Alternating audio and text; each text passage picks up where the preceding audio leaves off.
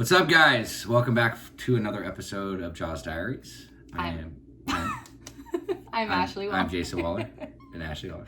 So, got another week. Got 133 days today. Just cruising along, taking it one day at a time, living in the moment. It's definitely got its challenges, its ups and downs, but with hard work, it all does pay off. So, I feel like these are like really trying times too, so this is even better. This is usually when I slip up, so this will be very interesting. I usually acquire this much time and tend to struggle, but I really feel like things are different this time. I really feel like everything's completely different. So I'm grateful, trusting in God to guide me on this path, and again, just keeping it simple. I think that's the big thing, is keeping it simple, and I love doing this to be able to check in and keep myself accountable. This really helps me a lot, and hopefully you guys are getting something out of it, but it's nice to be able to watch the episodes back and just kind of see what was going on for the week and see what progress we've made, and it's a cool little diary. But anyways, action for the day. Last week, yours was to read for 15 minutes a day. Yes, and I did not... Hooked on phonics. I didn't read as often as I wanted to, but I did pick up books that I normally wouldn't pick up. I opened a few cookbooks. I ordered like the Medical Medium Liver Rescue, and I've been reading that almost every day or listening to the audiobook. So I do feel like the actions are a great thing for us because they help make us more aware of what things are that we'd like to accomplish. So even though I didn't read as much as I wanted to, I was more aware of it. And so I did take on the action by reading. That's good. I think, look, you haven't picked up a book and read for quite some time, and I think it's... My whole life. Just kidding. No, but I think it's good that you did that. It's better than nothing, basically I think you read three days out of the week, so yeah, it was you really got almost 50%, so it's better than what you did the week before as far as reading. Reading's great. It feels really nice to just pick up a book and turn a page. I like that. No, reading's amazing. I wish I did more of it. That's something I want to... Maybe it'll be my action for the day this week. My action for the week was to do something nice for somebody and don't get caught throughout the week. And I did a pretty good job. It was amazing. It's cool, just the little things, like in the drive-through Starbucks line. I'd pay for the people's coffee that was behind me, and take off. And I'd look back in the rearview mirror and to see their face, like, what? Like, these people paid for it? Just little things like that. And just I did a lot of service work this week on taking phone calls. I have another one tonight. People that are struggling, this is a hard time for people right now. This is affecting a lot of people. This isolation has been hitting home with people. And especially when you're losing a job and you're being home with loved ones that you're not used to being home with for so long. And it's just, there's a lot of change, and I know some people are dealing with it way better than others. And some people are really, really affected. And, it's really sad. We just got another notification, one of our favorite restaurants closed down up in Northern California. And we just got notification today that one of our favorite restaurants in Laguna Beach got closed. So it's difficult. I know that's a convolution of stuff, but with sobriety to just people going through a lot. I've been on the phone a lot and just being an ear, and sometimes that's all people need. You don't always have to provide feedback and give insight and suggestions. Sometimes it's just nice to listen and just let them know that you're there for them, and if there's anything you can do to help. I've helped a couple people with groceries. I've also helped contribute towards some people's rent. So I've actually, this week, I think I did a really good job on giving back, and service is one of my favorite things to do. There's nothing better than giving back and not looking for anything in return. So this week was good for me on that. But other than that, let's check in personally. So what's going on with you? Where are you at?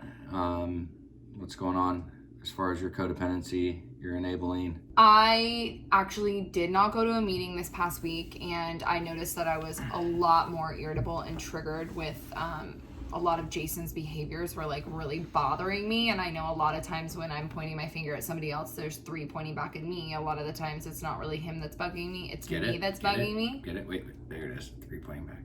Yeah. Well, I know people are like, what are they talking about? That's what it is. But I noticed it's so simple. These things are so simple. Go to meetings, work a program, check in with a mentor, do the things for yourself, and you are on this really right track. But then you don't do them, and things just start to slowly creep up on you. And for me, it's more of my behavior changes, and I don't like when I'm irritable and discontent and have anxiety. Right away, when that anxiety creeps up, I know that I'm not taking care of myself. And I'm so grateful that I have a program, that I'm aware of that, but that's something that I know that I'm following up with action. I talked to my mentor today. I told her, like, for sure, we're going to work on my set this week. All those things to make sure that I'm not in the same cycle as I was last week. So that I also was like so devastated and have been really like infuriated and angry just about the fact that, you know, I've been so upset about these businesses that have been so near and dear to my heart. And, you know, I lost my dad 5 years ago in July. And so there was this place that we always went to. I mean, it was a historic restaurant that we had breakfast at every single year. All the times when I would go and visit my dad, we'd have breakfast there. It was his favorite place. He would always get the cinnamon roll. My favorite place. Jason's favorite place. I mean, like, this place was so near and dear to my heart. And when I found out that they closed because the economy's been shut down for so long, they couldn't keep their doors open, I just broke down crying. Like, I just couldn't even handle it.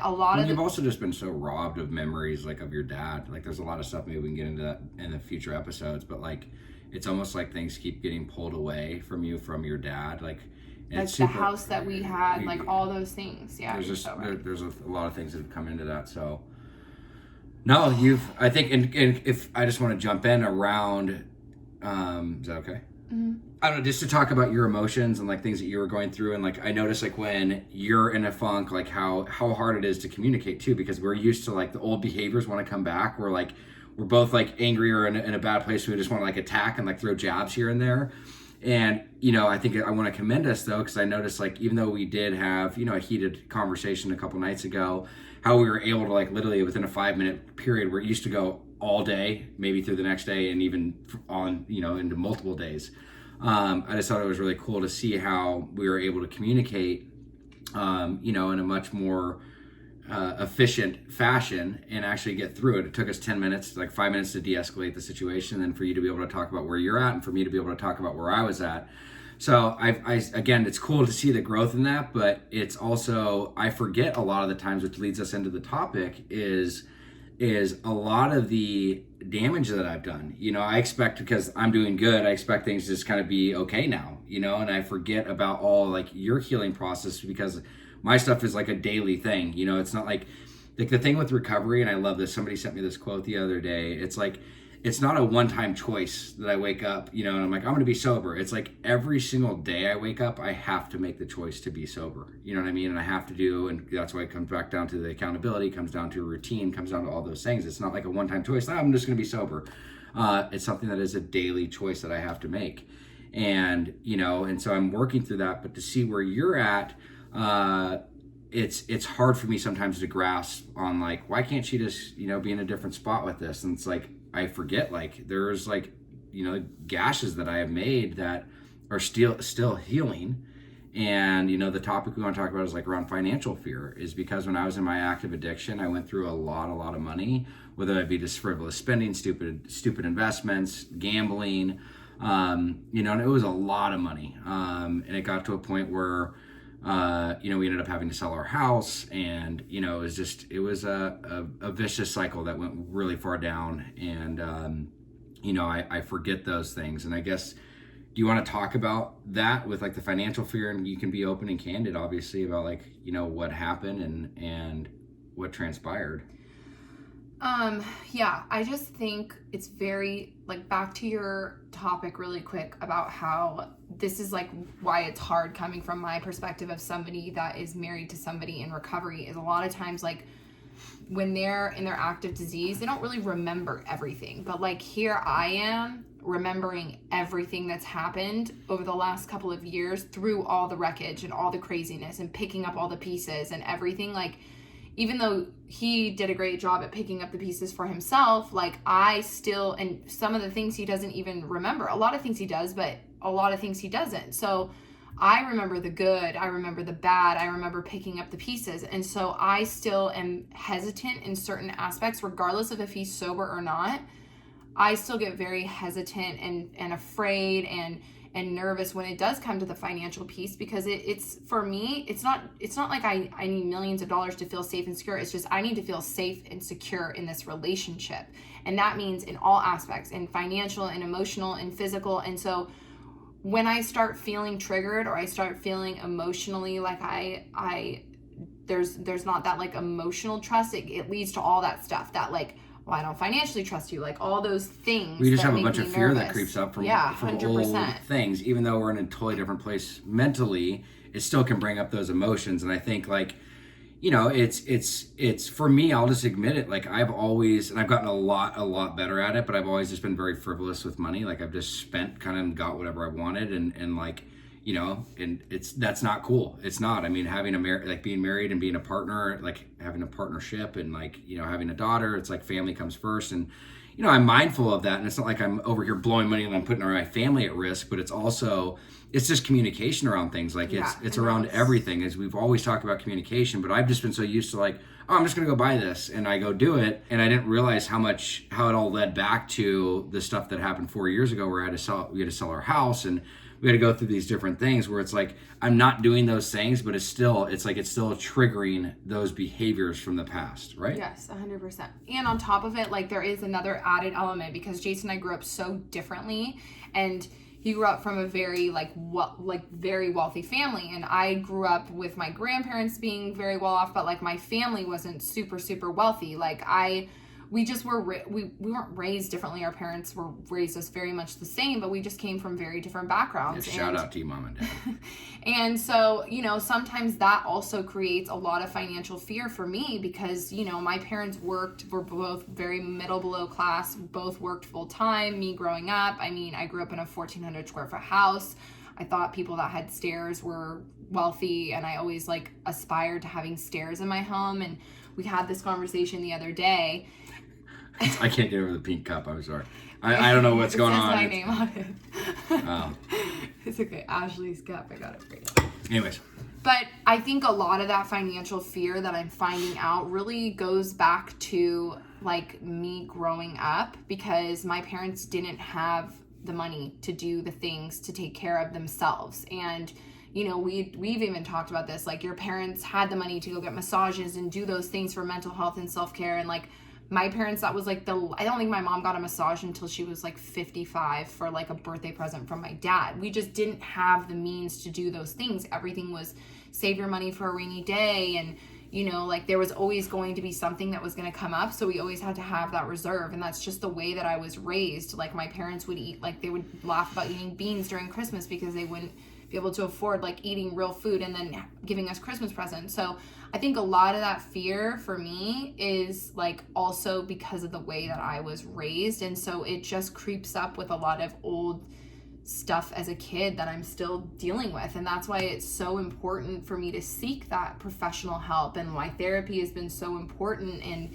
you know, learning about myself and where those character defects come from through sponsorship. And I didn't even realize that too, is like, yeah, there's all the stuff that I was a part of and that I created Recogen, but like I just learned this last week, because we talked about all this stuff, how a lot of those insecurities were instilled. Like I was familiar with Ashley's background and how she grew up, but like not in some of those areas. Some of that stuff was new to me, and I was not aware of it. And it's important that I understood and I listened, because now it makes even more sense on top of everything, like this, the way that I act, the way I behave, and the way I am with money, because it's important that she feels secure. And again, we're teammates, you know, we're a partnership, and we're partners in crime, and it's important that you feel safe. We're not criminals. No.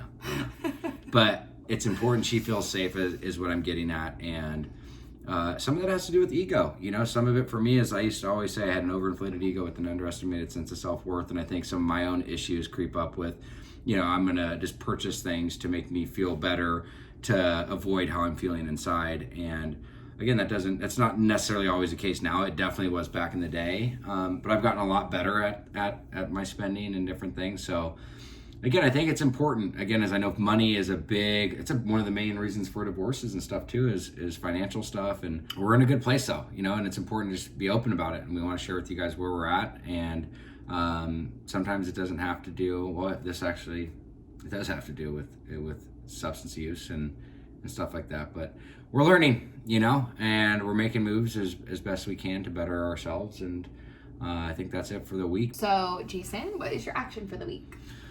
My action for the week has been, as you guys all know, I have not been able to work out like I've wanted to. I've been able to get outdoors. I've been walking more and stuff like that, but that just only does so much for me. You know, I've been eating really, really bad this last 2 weeks or so, and I want to eat better. I think I want to be more structured on the cleanse. My goal would be to not eat past 7 at night for the week, but also, you know, eat healthy throughout the day.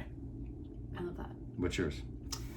My action this week is going to be to sing and dance more because it makes me feel really good. And I notice that when I'm like doing more music or dancing, I just feel this really big sense of peace. I danced and sang my whole life. And so, I want to get back into that because it reminds me a lot of my dad, and it makes me feel like a lot at home. So I like that. That's my action. All right, guys. Well, we'll check in with you next week. Have a good week.